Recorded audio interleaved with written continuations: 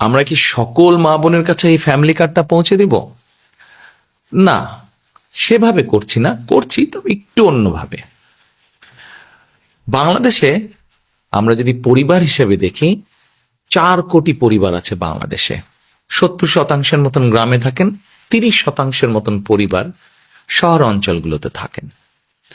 আমরা কাজটি শুরু করব পরিবার ভিত্তিক।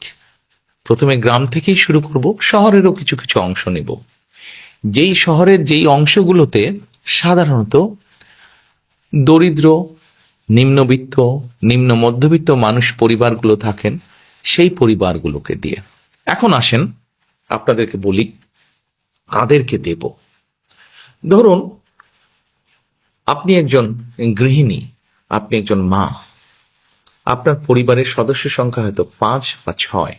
আপনি যদি মা বা গৃহিণী হয়ে থাকেন, তখন আপনার কাছে আমরা পৌঁছবো এবং পৌঁছে আপনার কাছে এইরকম একটি ফ্যামিলি কার্ড নামে একটি কার্ড দিব।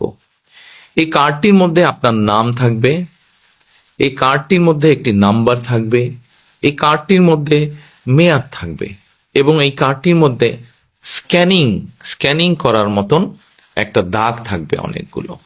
এখন আপনি হয়তো জিজ্ঞেস করতে পারেন যে এই যে 4 কোটি পরিবার বললাম, একবারে সব 4 কোটি পরিবারকে দেব?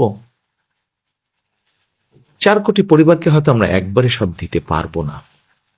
আমরা ধীরে ধীরে পরিবারগুলোর কাছে যাব, তবে আমাদের চেষ্টা থাকবে সকল পরিবারের কাছে পৌঁছানোর। এখন আসেন, এই ফ্যামিলি কার্ড তো দিলাম, কিন্তু লাভটা কি হলো তাহলে আপনার? লাভটা হচ্ছে এইরকম, এই ফ্যামিলি কার্ডের মাধ্যমে আমরা প্রতি মাসে আপনার কাছে, অর্থাৎ আপনি যেই মা বা যে গৃহিণী আপনি, আপনার কাছে আমরা প্রতি মাসে 2 থেকে 2,500 টাকা হয় নগদ অথবা আপনার পরিবারের যে প্রয়োজনীয় খাদ্য সামগ্রী, 5 জনের পরিবার হিসাব ধরে প্রয়োজনীয় যে খাদ্য সামগ্রী, এরকম কতগুলো খাদ্য সামগ্রী আমরা আপনার কাছে পৌঁছে দিব। তাহলে কি হতে পারে?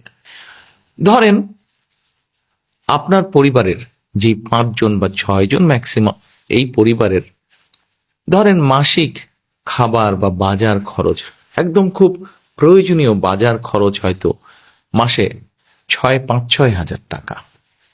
এখন আপনাকে যদি সরকার থেকে প্রতি মাসে 2 থেকে 2,500 টাকা দেওয়া হয়, অথবা 2 থেকে 2,500 টাকার সমপরিমাণ মূল্য প্রয়োজনীয় খাদ্য সামগ্রী আমরা সরকার থেকে যদি আপনাকে দিতে পারি, তাহলে এই মুহূর্তে আপনার পরিবারে যে 2 থেকে 2,500 টাকা খরচ হচ্ছে, যেটি এখন আপনি নিজে থেকে খরচ করছেন, এটির একটি সাপোর্ট আপনি পেলেন, এটির একটি সহযোগিতা আপনি পেলেন। ফলে আপনার নিজের যে টাকাটি খরচ হচ্ছে বা যে অর্থ খরচ হচ্ছে ওটা কিনতে, সেই টাকাটি আপনি আস্তে আস্তে জমাতে শুরু করতে পারলেন।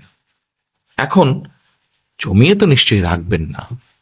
আমরা মনে করি আমাদের মা বোনেরা এই অর্থটা যদি, সহযোগিতাটা যদি পান তারা, তাহলে এই অর্থটি আপনি খরচ করবেন প্রথমেই একজন মা তার সন্তানের স্বাস্থ্যের জন্য খরচ করবেন, যাতে সন্তানটি একটু ভালো খেতে পারে, অথবা সন্তানদের লেখাপড়ার পিছনে আপনি খরচ করবেন যেন আপনার সন্তান একটু ভালো